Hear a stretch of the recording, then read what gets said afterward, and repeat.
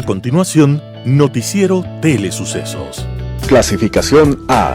Apto para todo público. Un noticiero pensado para usted porque se lo merece. Nos acercamos a la realidad desde diferentes perspectivas. Noticiero Telesucesos. Primera parte del Noticiero Telesucesos con las noticias más importantes del día.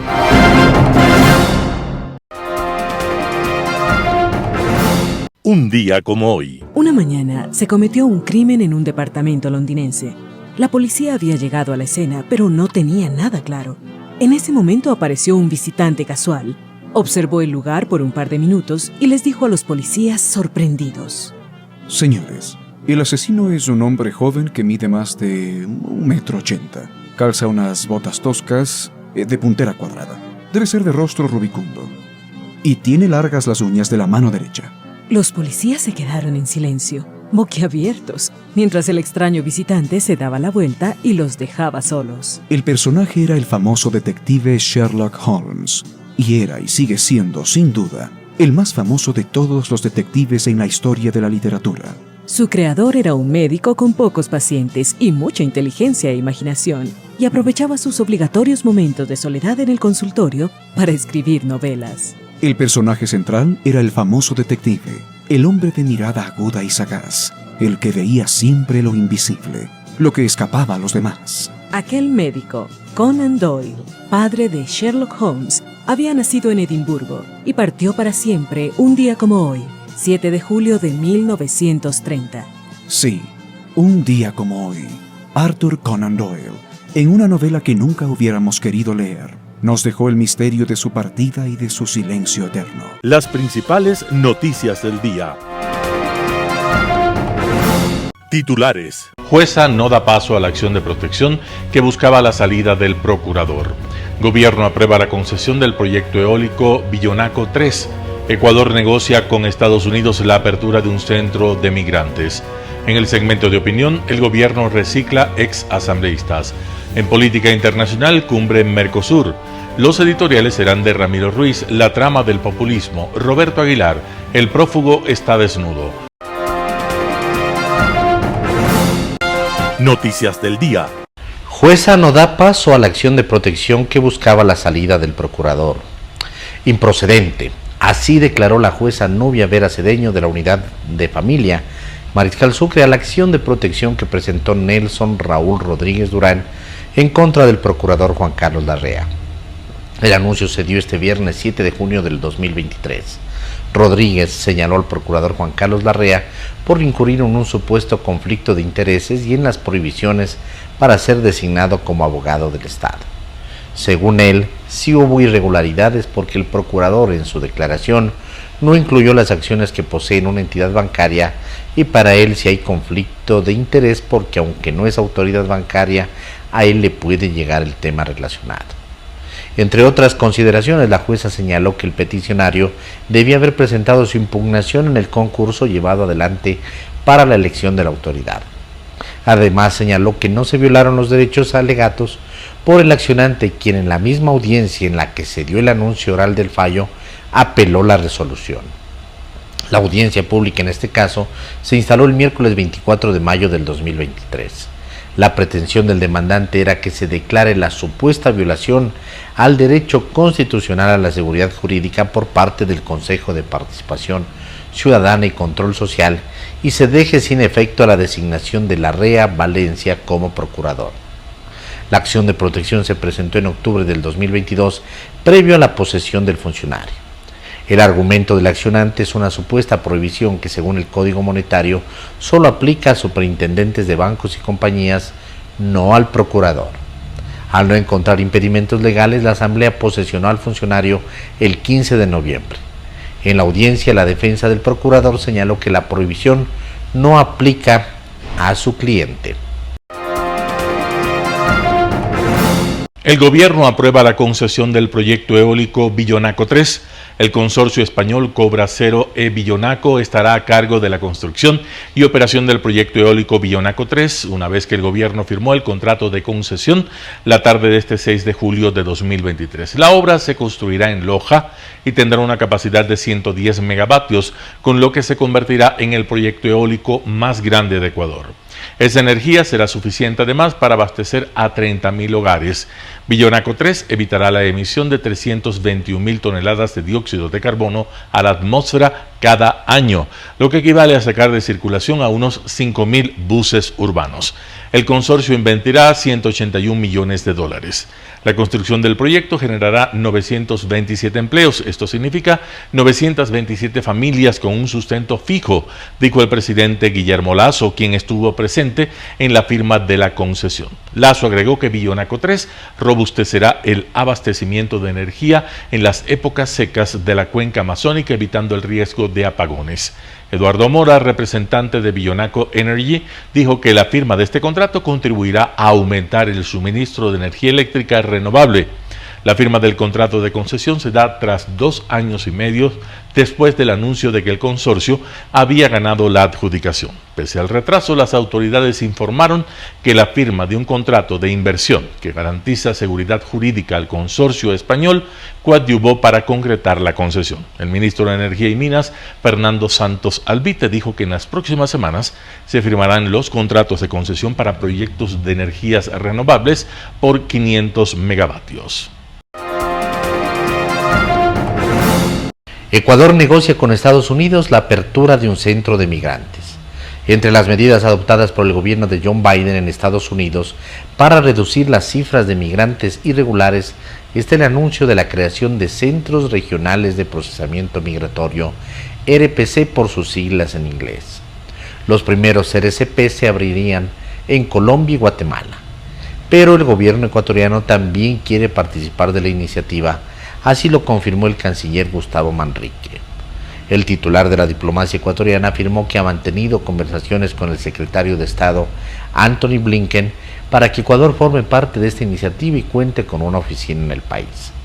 El gobierno quiere disminuir la migración irregular de ecuatorianos hacia Estados Unidos, que creció a inicios del 2023.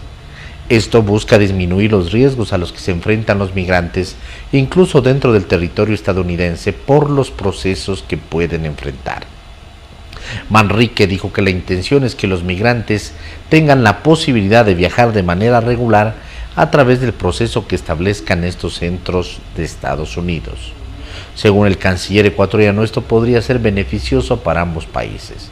Primero, Ecuador aboga por la reunificación familiar de los migrantes y segundo, considera que Estados Unidos podría sacar provecho de una migración circular. Según Manrique, esto implicaría permitir la migración de manera temporal de los ecuatorianos que quieran trabajar en Estados Unidos. La idea sería que puedan hacerlo de manera legal durante un periodo del año y después regresar al Ecuador. Entrevista del día. En Radio Sucesos este viernes estuvo Pablo Lucio Paredes. Él es miembro de la Comisión de Reforma al Sistema de Pensiones. Escuchemos qué es lo que dijo. Mira, efectivamente, el tema fundamental es que esta es una propuesta para discusión. Me permito compartir, si no es molestia, nuestro sitio donde nos pueden escribir para mandar críticas, opiniones, mejoras al sistema, etcétera, que es lo que estamos tratando de hacer. Es comisiónciudadana@jubilacionsegura.es, ¿no? Entonces, comisiónciudadana@jubilacionsegura.es. Y ese es el espíritu, es conversar entre ecuatorianos. Hemos hecho una propuesta que nosotros hemos trabajado, nos parece sensata. Estamos conscientes que tiene que haber una reforma del sistema de jubilación en su conjunto. No solo es el tema del IES, es el conjunto del sistema de jubilación. Y debemos como ecuatorianos estar conscientes que tiene que haber esa reforma. No lo que nosotros proponemos necesariamente, puede ser otra cosa, pero pero es una buena oportunidad para discutir. Los amigos del fútbol, con todo respeto, también tienen derecho a expresar lo suyo. Hubiera sido interesante que acepten la invitación que les hemos hecho desde hace rato para sentarnos a conversar, y ojalá podamos conversar en estas épocas. Esto es un asunto entre ecuatorianos, no entre enemigos. Yo creo que es muy importante. Y por último, si esta propuesta queda en el aire, sí debemos estar conscientes que de aquí a un año tendremos que estar discutiendo alguna propuesta, y cualquier propuesta contiene cosas que a uno le pueden gustar, como todo en la vida, que le pueden gustar unas cosas y no le pueden gustar otras cosas, porque si el sistema está mal, cualquier reforma requiere cambios. ¿No? De acuerdo. Ahora, cosas muy concretas para la gente que nos escucha. La primera, que me parece la más importante, porque también se ha hablado de eso, es que nosotros estamos diciendo: los jubilados actuales y los que ya cumplen actualmente con las condiciones para jubilarse siguen estando 100% en el actual sistema. Punto. Los que van a jubilarse,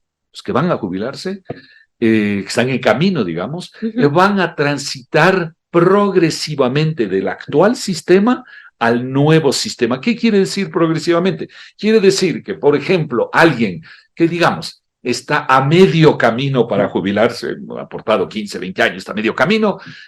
Como está a medio camino, cuando se jubile, va a recibir 50% bajo el actual esquema y 50% bajo el nuevo esquema. De acuerdo, la propuesta es muy paulatina, ¿no?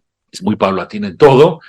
Y esa es una de las cosas que en una propuesta en el futuro se podría cambiar, decir: vea, no seamos paulatinos, no seamos violentos, cambiemos de una. No estamos proponiendo eso, estamos proponiendo eso. Entonces, los jubilados actuales, que he oído que los jubilados, cambiamos la situación, no cambiamos nada. Los jubilados actuales siguen recibiendo bajo el actual sistema, y luego los otros entran paulatinamente. Ese es un tema, entre muchos temas, es uno muy importante. Bueno, importante. Hay algo que tiene que conocer la ciudadanía, y es, por ejemplo, esta propuesta que dice que se mantiene la edad mínima de jubilación en 60 años, pero se aumenta gradualmente, 6 meses por año, han dicho, los años de aporte requeridos. Así pues, en una década se llega a una tabla de requisitos mínimos para jubilarse. Lo que usted explicaba es una transición lenta y muy paulatina. En ese aspecto también. ¿Y por qué hay una reforma a la tablita, digamos así, de condiciones para entrar a la jubilación? Por una razón muy sencilla que creo que la gente estará de acuerdo. La pregunta es: ¿tiene que haber una relación razonable entre los años de aporte y los años de beneficio, o no tiene que haber una relación razonable? No, es algo razonable. Si yo aporto durante X años, puedo beneficiarme de una cantidad de años razonable, ¿no? Entonces, ¿qué es lo que sucede hoy en el sistema? Hay una relación que dice 60-30, es decir, tú te puedes jubilar a los 60 años con 30 años de aporte. Hay que estar conscientes que cuando tú te jubilas a los 60 años, en promedio puedes vivir 25 años. ¿No? Entonces, si tú aportas durante 30 años y recibes beneficios durante 25 años, la relación no es suficientemente buena. Por eso estamos moviendo paulatinamente, en vez de 60-30, la estamos moviendo a 60-35. También en Radio Sucesos, María Amparo Albán, abogada especialista en Derecho Ambiental y Sostenibilidad, estuvo para hablar acerca de las implicaciones de la consulta popular. Veamos la nota. Bueno, yo creo que es una encuesta que ha pegado mucho, sobre todo con los jóvenes. Creo que los ideales de conservación se han vuelto importantes, pero también dan la oportunidad de hacer una reflexión amplia sobre lo que implica tomar medidas de política pública a través de consultas populares.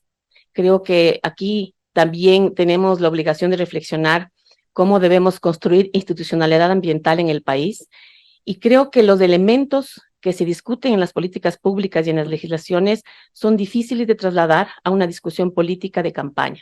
Hay muchos elementos que analizar con detenimiento, y yo creo que este tipo de espacios para informar a la ciudadanía abonan en generarles mayor criterio para tomar decisiones informadas y decisiones más responsables. Ahora, hablemos del Yasuní. ¿No será que también es que no hay una comunicación muy clara de lo que pasa en el Yasuní, de que todo se quiere armar a última hora, y de que también hay personas que, como usted dice, se suman a ideales, a veces muchos sin conocer? Es decir, he escuchado a gente que ni siquiera conoce el Yasuní, pero hace campaña para que no se explote en el Yasuní.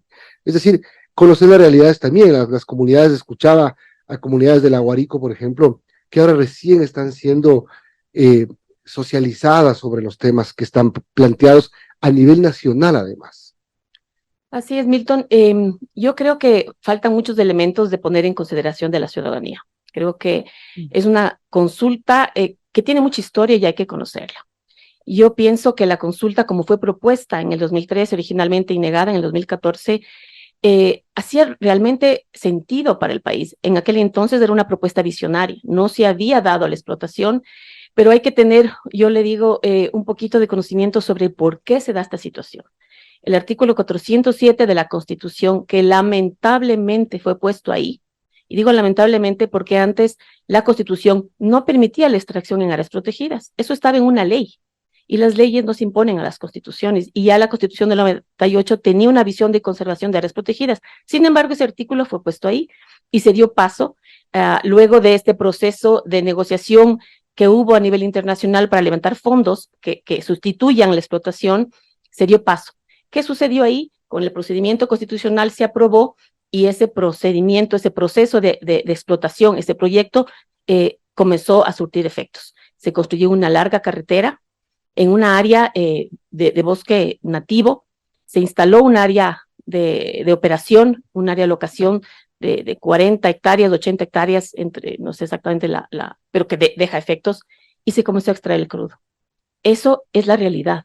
Es decir, queramos o no, el momento en que esta propuesta fue hecha, y yo sí creo que se violaron los derechos de consulta, lo creo, se da paso a esta nueva oportunidad, pero la Corte no pide una actualización de la pregunta y da paso a una pregunta desactualizada. ¿Qué pasa con esa pregunta que fue hecha para el 2014, que ya no aplica la realidad? Franklin Ormaza también pasó por el estudio de radiosucesos. Él es oceanógrafo y profesor investigador de la Facultad de Ingeniería Marítima y Ciencias del Mar de la ESPOL, para hablar del fenómeno del Niño.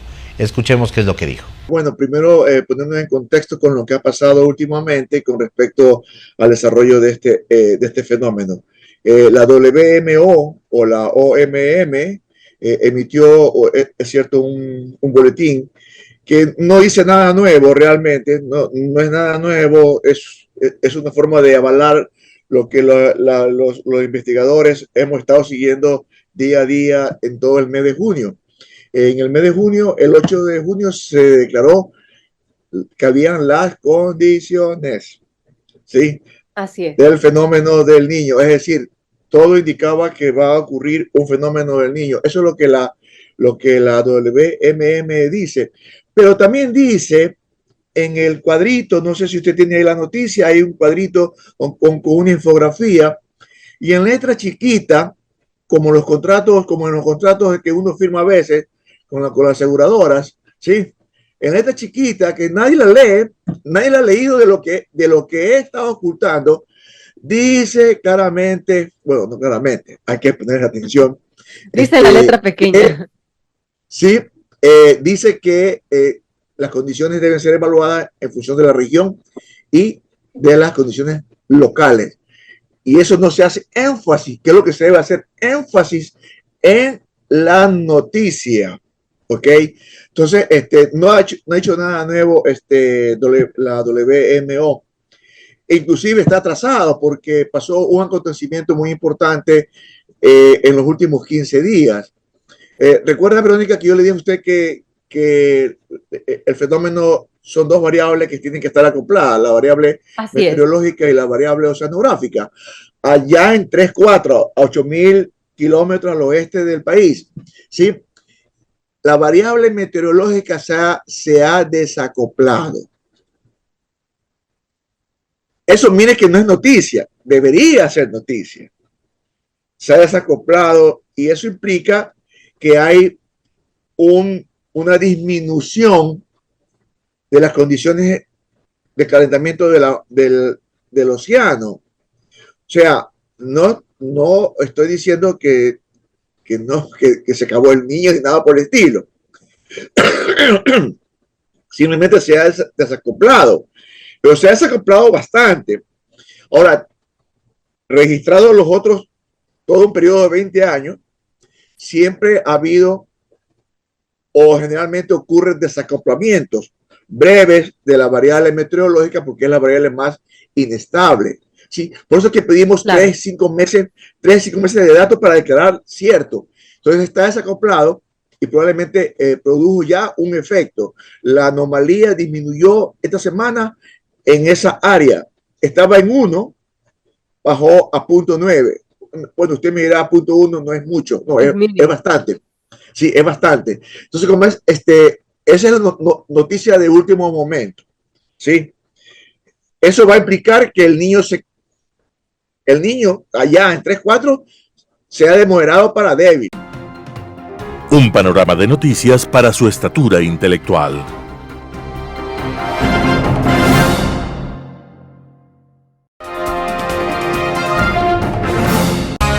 Poder Ciudadano, con el doctor Patricio Quijón. El gobierno recicla ex asambleístas.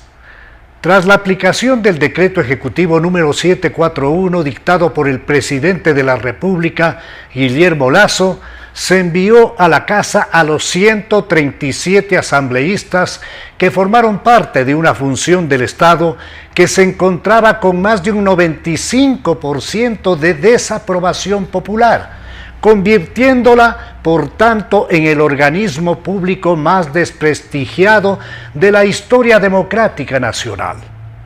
La facultad para disolver la Asamblea Nacional está debidamente contemplada en la norma del artículo 148 de la Constitución de la República, misma que faculta al presidente disolver a la función legislativa por grave crisis y conmoción interna, facultad que la podrá ejercer por una sola vez en los 3 primeros años de su mandato. La referida disolución termina de pleno derecho los periodos para los cuales fueron designados los asambleístas y obliga a la convocatoria a elecciones anticipadas de presidente, vicepresidente de la República a más de los 137 asambleístas del Parlamento. El argumento central del jefe del Estado para disolver la Asamblea estuvo en la línea de establecer que varios grupos políticos representados en la Asamblea Nacional protagonizaron frecuentes acciones de desestabilización, quebrantando el orden constitucional y legal, vulnerando la estabilidad democrática del Estado, transgrediendo normas del debido proceso, constituyéndose todas estas acciones en una clara construcción de una ruta a un potencial golpe de Estado, provocando alarma ciudadana e impidiendo el normal desarrollo de la vida colectiva del Ecuador. El país siempre cuestionó la escasa preparación académica de los legisladores, quienes llegan a la Asamblea Nacional sin necesidad del cumplimiento de requisitos mínimos en cuanto a su formación. Por ello, el resultado no esconde la triste realidad de apreciar que la mayoría de los asambleístas no están preparados para el cumplimiento de una de las tareas más complejas que se puede encomendar a un ser humano y que tiene que ver con la creación y generación de leyes que pasen a formar parte del andamiaje jurídico sobre el que una sociedad debe proyectar su desarrollo. La segunda misión o deber que debe cumplir un cuerpo parlamentario tiene que ver con la fiscalización, que es una tarea de enorme importancia para el país a la hora de ejercer control político sobre las demás funciones del Estado, buscando con ello cortar acciones o decisiones antiéticas que estén infectadas por actos de corrupción. Constituyendo el primer caso de la implementación de la muerte cruzada en la historia democrática del Ecuador, considero que esta figura deberá ser revisada, adaptando nuevas normas que permitan su efectiva implementación, evitando que los asambleístas que formaron parte de una asamblea disuelta puedan candidatizarse de inmediato o pasen a formar parte de otra función o poder del Estado, a menos de que el propio presidente de la República decida candidatizarse. Allí tendría sentido la candidatura de los parlamentarios cesados. Caso contrario, hay aquí un evidente contrasentido con el espíritu de la norma que faculta el ejercicio de la muerte cruzada. Dentro del marco de análisis expuesto, expreso mi desacuerdo con la decisión del gobierno de reciclar determinados legisladores cesados, como es el caso de la expresidenta de la Asamblea, Guadalupe Llori, a quien se ha designado presidenta del Consejo de Planificación y Desarrollo de la Circunscripción Territorial Amazónica. Recordemos que Llori llegó a la Asamblea Nacional en la lista de Pachacutic, mas sus acciones y decisiones guardaron plena identificación con las necesidades políticas del gobierno y del movimiento Creo. Su acción frente al Parlamento estuvo marcada por permanentes reclamos de sus propios compañeros, así como por diversos grupos legislativos que terminaron destituyéndola de la presidencia de la Asamblea Nacional. Una segunda asambleísta, llamada por el gobierno a sus filas, es la abogada Ana Belén Cordero, quien fuera vicepresidenta de la Comisión de Fiscalización y Control Político de la Asamblea Nacional, a quien se ha encargado el manejo de la Secretaría Anticorrupción que la ejerció el doctor Luis Verdesoto Custode. Un tercer ex asambleísta convocado es quien fue jefe de la bancada de Creo, Fernando Flores, a quien se le ha dado responsabilidades al más alto nivel gubernativo como consejero político del presidente. Los nombramientos extendidos, más allá de su legalidad, tienen la justificada observación social de su falta de legitimidad, ya que no es presentable despachar a la casa a una menos que mediocre Asamblea Nacional por sus permanentes acciones desestabilizadoras y obstruccionistas lesivas al interés nacional, y por otro lado, enviar una boya de salvataje a los amigos leales a la propuesta gubernativa. Este tipo de decisiones y acciones alejan todavía más a la población nacional de la mala política, identificada como la suma de privilegios para unos pocos. Global Hoy con Alan Carney. Cumbre Mercosur. Difícil encontrar un nombre más inadecuado para el encuentro que mantuvieran hasta el martes pasado los presidentes de Argentina, Brasil, Paraguay y Uruguay en la ciudad de Puerto Iguazú, en un intento más por tratar de reactivar el proyecto de integración de los 4 países en el llamado Mercosur. Poco tuvo de cumbre un encuentro en el cual ni siquiera fue posible alcanzar un acuerdo de un mínimo consenso, aunque fuera por salvar las apariencias, pues el documento final, que no pasó de ser una declaración vaga de unas buenas intenciones, fue firmado por los 3 primeros citados, pero no por Uruguay, lo que puso en evidencia unas discrepancias que se volvieron insoslayables. Ya desde los primeros compases del evento, fue posible notar el choque ideológico que se producía entre los presentes, que desde un principio ha sido la némesis de los procesos de integración latinoamericanos. En efecto, y en una postura que los honra, los presidentes paraguayo y uruguayo, Abdo y Lacalle, se refirieron a la inhabilitación de la candidata más fuerte de la oposición venezolana, Corina Machado, por parte de la dictadura, que es en efecto el primer paso del fraude electoral en las próximas elecciones en Venezuela, dentro de la habitual práctica de la dictadura para atornillarse al poder ilegítimo y espurio que ostenta, basado en la represión brutal de la oposición, encarcelada, exiliada o, como en los casos de Machado, Capriles o López, inhabilitada. En sus discursos, como no podía ser de otra manera, ambos condenaron de la manera más enérgica esta nueva, pero para nada nueva, violación de los más elementales principios democráticos por parte de Maduro y su gobierno.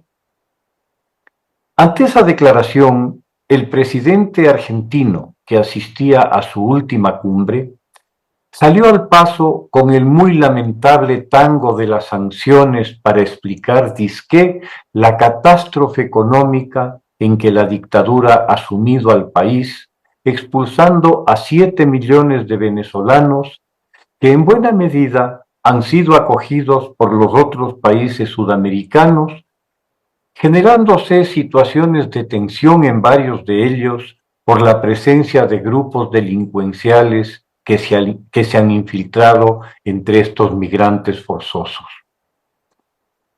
Como cabía esperar, el tango incluyó las habituales estrofas dedicadas al imperio, al mismo que va a pedir ayuda para que el FMI le siga prestando plata a fondo perdido para poder, aun cuando sea arrastrándose, terminar su triste paso por la presidencia argentina. Con indudables indéresis, criticó duramente al mismo FMI por haberle prestado al anterior gobierno argentino irresponsablemente. Después de apreciar la debacle que vive hoy la Argentina, que en 4 años ha visto cómo su moneda vale 12 veces menos, con una inflación que supera el 100%, lo irresponsable sería que el FMI siga entregando recursos para que un gobierno desesperado se los pueda gastar en la campaña presidencial de su ministro de Finanzas. Para que no faltara nada en este ejercicio de relaciones públicas, el presidente Fernández fue además muy crítico con la Unión Europea. Una de las razones de fondo a tratarse en la cumbre, ante la perspectiva de destrabar las negociaciones para firmar un acuerdo comercial entre bloques, objetivo central en la política del Mercosur.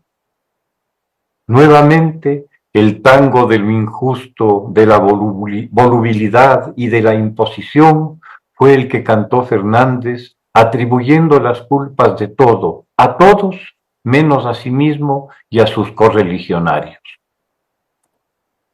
Lula, por su parte, un casi irreconocible Lula, de ese Lula que ardorosamente defendiera la democracia y la libertad en su país frente a la dictadura y los derechos humanos y ciudadanos de los abusos dictatoriales, continúa desvariando, tal vez ya afectado en sus facultades, en una vergonzosa defensa de las dictaduras, tanto la de Maduro como la de Ortega, habiendo llegado a declarar incluso que la democracia es relativa y que en Venezuela hay más elecciones que en Brasil. Se referirá tal vez a la elección que cada día hacen cientos de venezolanos para irse de su tierra a otra parte, al Brasil incluido, para tratar de sobrevivir. Después de los equívocos, se vienen los perjudicos, como dice Yupanqui en su copla, algo que se aplica perfectamente a lo ocurrido en la cumbre. Como se ha ideologizado hasta este punto el intento integracionista, tras 32 años de marchar en el propio terreno, el presidente uruguayo fue enfático al declarar: quisiéramos ir juntos, porque juntos somos más fuertes, pero el inmovilismo no nos hace más fuertes. Y destacó que, cuando vemos que no avanzamos juntos, lo vamos a hacer unilateralmente.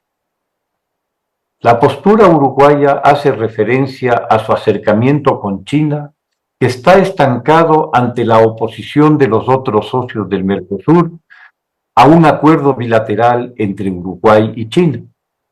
Seguramente Europa habrá tomado nota de las dificultades que existen en los proyectos de integracionistas latinoamericanos y de la casi imposibilidad de poder hablar con un bloque que tenga representatividad real y confiabilidad temporal. La región vive en un vaivén permanente de fluctuaciones políticas e ideológicas extremas que lo único que causan en las potenciales contrapartes es incertidumbre y desconfianza, y finalmente hastío y desinterés. Observan cómo a veces una sola persona es capaz de dinamitar unos procesos complejos de integración, algunos de muchos años, como lo hizo Chávez con el llamado Pacto Andino y con el propio Mercosur, al cual inexplicablemente, de no ser por motivaciones ideológicas, se invitó en su momento a Venezuela.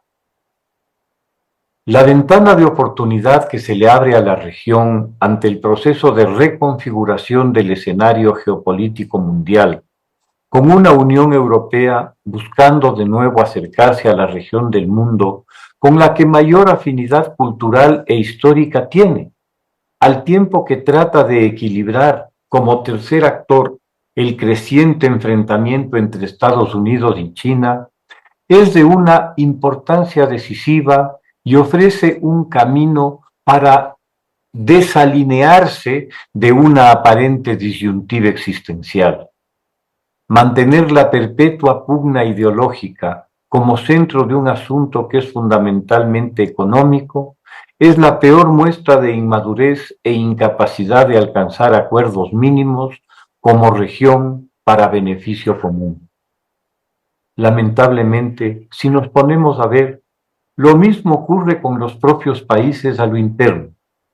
No logramos, ni por un momento, ni ante las más complejas situaciones, alcanzar esos elementales pero indispensables acuerdos para construir sobre ellos con una relativa estabilidad y seguridad las bases de un futuro esperanzador.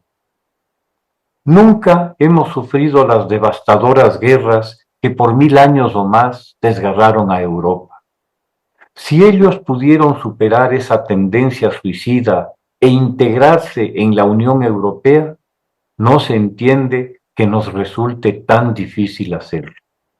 Como que un poco de tolerancia y humildad y un mucho de restar prevenciones y negativismo serían de gran ayuda. Muchas gracias. Editorial.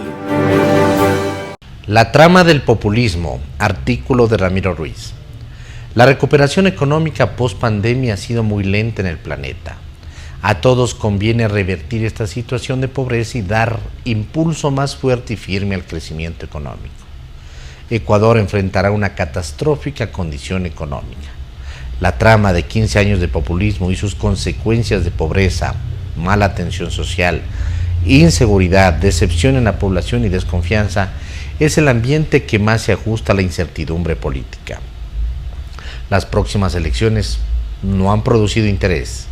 La conspiración populista y la ceguera ideológica consolidó a un Estado intervencionista y paternalista con las más profundas distorsiones de la economía. Es suficiente recordar las luchas absurdas en favor de los subsidios, especialmente de los combustibles. Los líderes de los sectores sociales han demostrado una mentalidad donde se anida la dependencia del Estado, mientras en la actualidad histórica debe existir una mínima intervención del Estado. Pero Ecuador no ha llegado a la etapa de las libertades y de la autonomía social. Basta que los indios griten en las calles para que el gobierno de turno siga entregando dinero a los subsidios. Es suficiente que los yasunidos protesten y defiendan la vida de los loros y las víboras para conseguir una consulta anacrónica. La debilidad del Estado, la pobre información de la realidad nacional de los ecuatorianos es la fuente para que el populismo aproveche y extienda en el país la estrategia de politizar la economía, la justicia, la seguridad. En estas semanas el país estará envuelto en una campaña política de 8 binomios para la presidencia de la República y la elección de la Asamblea Nacional que fue liquidada en la muerte cruzada. En este escenario político, uno de los principales miedos que se agitan en la sociedad es el miedo al populismo. Se trata de un miedo al populismo como un fuerte factor de desorden para la política de América Latina. Esta agitación ha rebasado los órdenes nacionales. Se ha colocado en el plano internacional como un discurso que se opone a la búsqueda de políticas alternativas a las que fueron dominantes principalmente durante los años 90. Los populistas del siglo XXI son calificados como irresponsables al apuntalar propuestas políticas y económicas que van en contra del manejo de la política y la economía liberales. Estamos frente a un peligro. Mediante la demagogia y la manipulación política, permiten el prestigio de líderes autoritarios y violentos que amenazan acabar con los logros de los modelos de representación de la evolución democrática. Populismo es el sinónimo de corrupción política, irracionalidad en el manejo de la economía, brutalidad al negar los caminos de la democracia procedimental, de demagogia al prometer soluciones a problemas para los que la política dominante no tiene solución. El populismo del siglo XXI ha sido convertido en el otro de la política latinoamericana, en el villano y la amenaza a las sociedades. El populista mina, domina y en último término domestica o cancela las instituciones de la democracia liberal. En consecuencia, existen pocas diferencias entre el autoritarismo y el totalitarismo con el populismo. Krause 2005. Busca el beneficio propio. Nada mejor que crear un lazo directo con el pueblo por encima, al margen o en contra de las instituciones, las libertades y las leyes. La iniciativa no nace del pueblo, sino del líder carismático. No olvidar que el populismo exalta al líder carismático, a la figura de un líder providencial que resolverá de una vez y para siempre los problemas del pueblo. Se apodera de la palabra y fabrica la verdad oficial. Una vez investido en intérprete único de la realidad, aspira a simbolizar esa verdad total que las sociedades no encuentran en un Estado civil. En el país están en lista de candidatos Yacu Pérez con Nori Pineda, Daniel Noboa con Verónica Abad, Luisa González con Andrés Arauz, Otto Sonnenhosner con Erika Paredes, Bolívar Armijos con Linda Rosero, Fernando Villavicencio con Andrea González, Javier Herbas con Luz Marina Vega. Con responsabilidad, cada ecuatoriano habilitado para depositar el voto debe identificar los binomios populistas. Artículo de Ramiro Ruiz.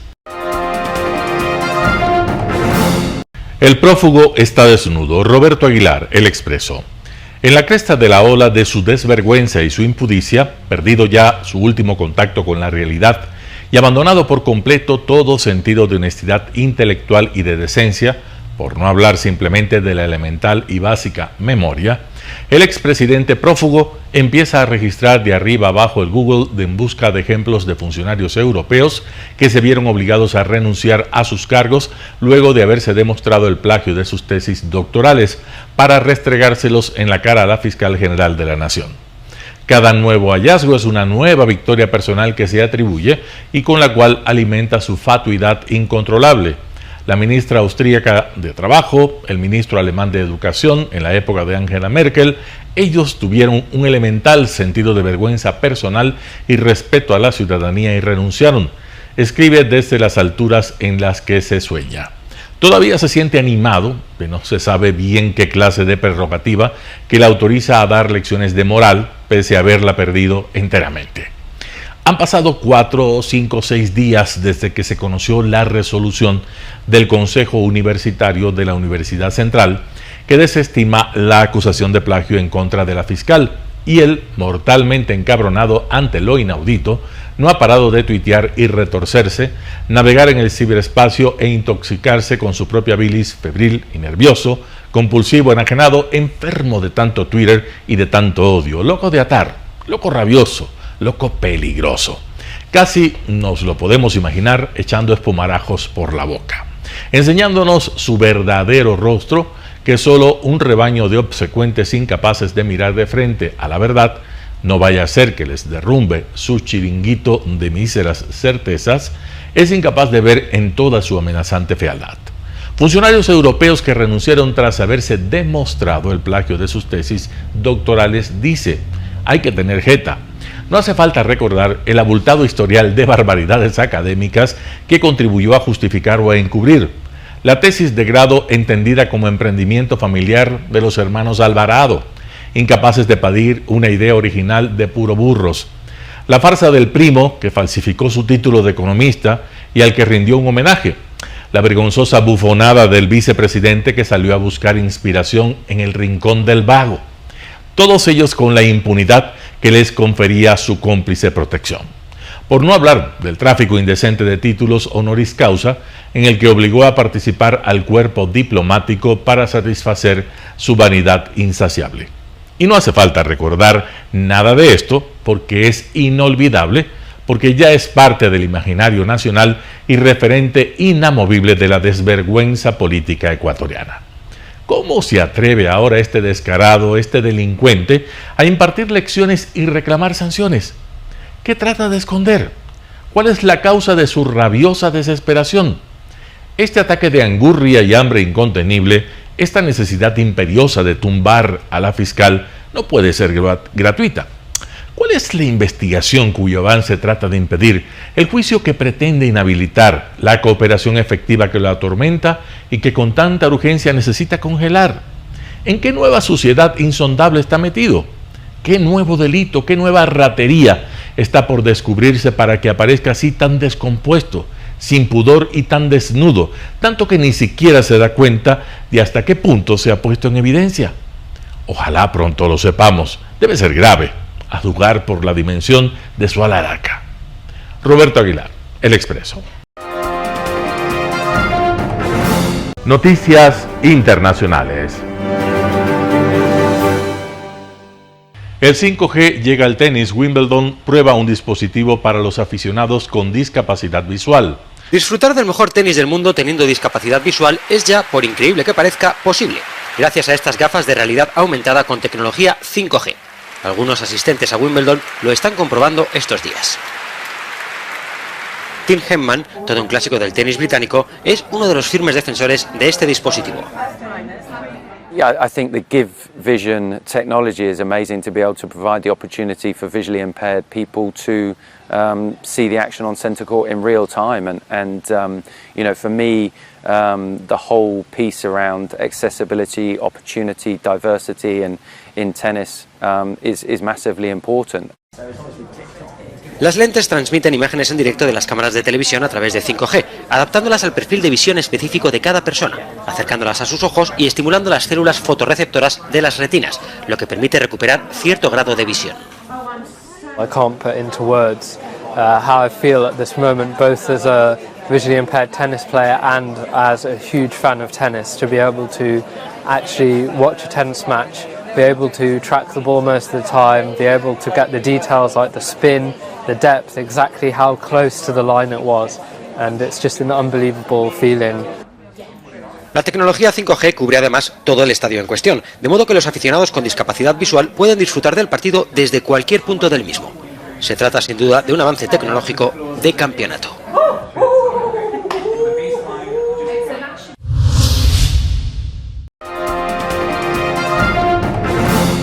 Twitter amenaza con demandar a Meta por uso ilegal de secretos comerciales. Twitter amenaza con demandar a Meta por lo que considera un uso ilegal de secretos comerciales y propiedad intelectual en su nueva aplicación Threads. Los abogados de la empresa de Elon Musk han acusado a su principal rival de contratar a antiguos empleados para utilizar sus conocimientos adquiridos en la creación de un producto parecido a Twitter. Threads se lanzó el jueves y consiguió unos 30 millones de usuarios en las primeras 15 horas. Guerra comercial en la que el fundador de Facebook, Mark Zuckerberg, reconoce haber creado su nueva aplicación para competir en un mercado tradicionalmente dominado por Twitter.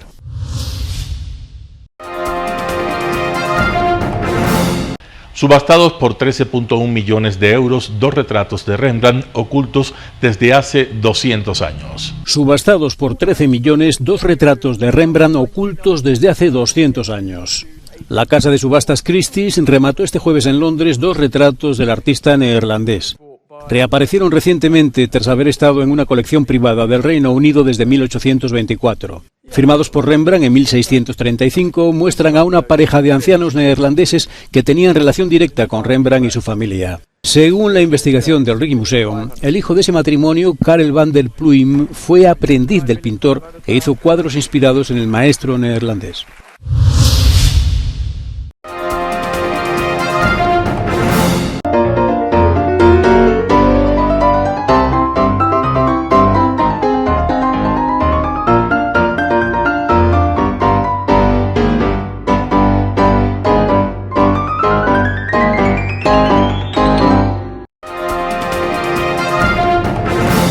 Telesucesos, llegamos con nuestra señal a los sectores populares de nuestra ciudad.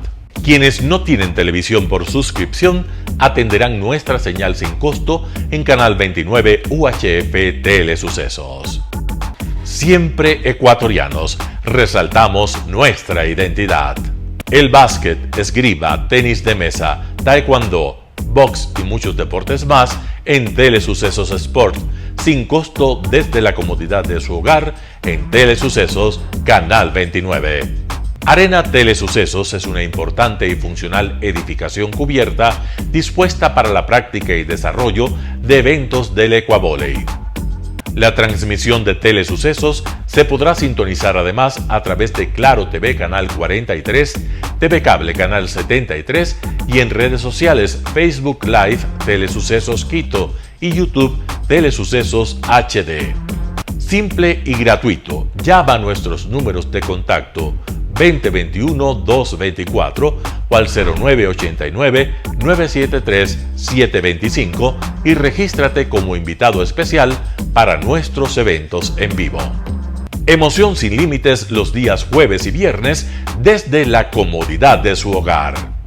Resaltamos nuestra identidad como ecuatorianos iniciando transmisiones en Telesucesos del Ecuavóley, que representa, luego del fútbol, el deporte más popular de nuestro país y el que practican los ecuatorianos residentes en muchos países del mundo.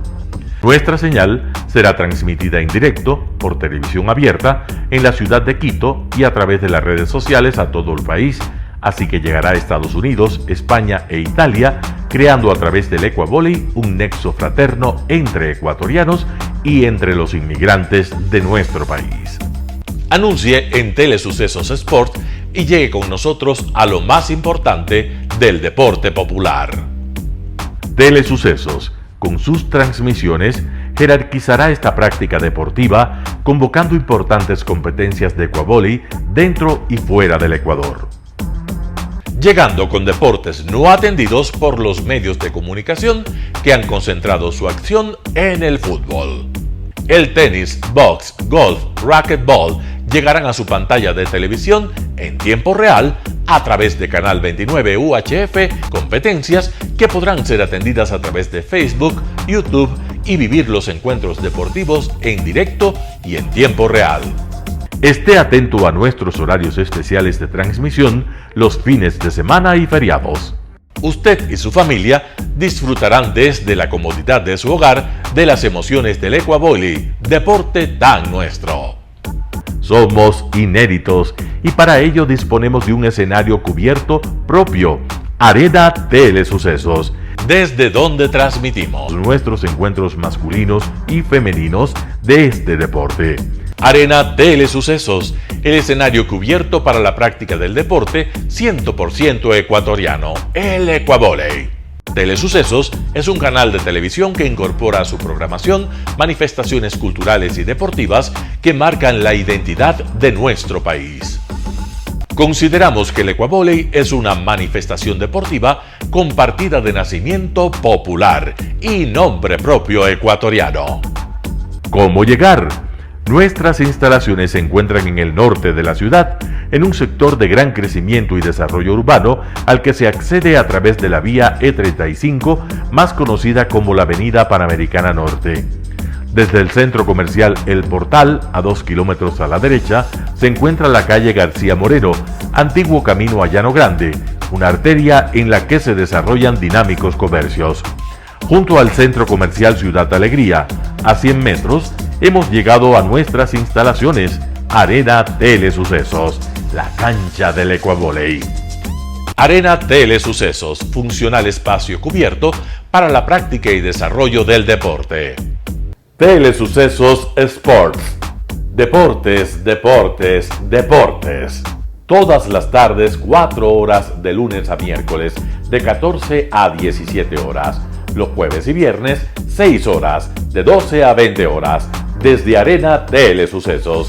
Transmisiones en vivo, siempre Ecuavóley y luego Deportes para recordar. Todas las tardes, deportes en Telesucesos Sports, bajo la dirección del arquitecto David López. La visión objetiva de quien vive el deporte. Sucesos deportivos, visión de un equipo de opinión joven de comunicadores. Telesucesos, el canal de televisión siempre inédito. El noticiero Telesucesos es retransmitido de lunes a viernes a las 7 horas por Radio Planeta Sur 106.1 FM de la ciudad de Loja. Noticiero Telesucesos.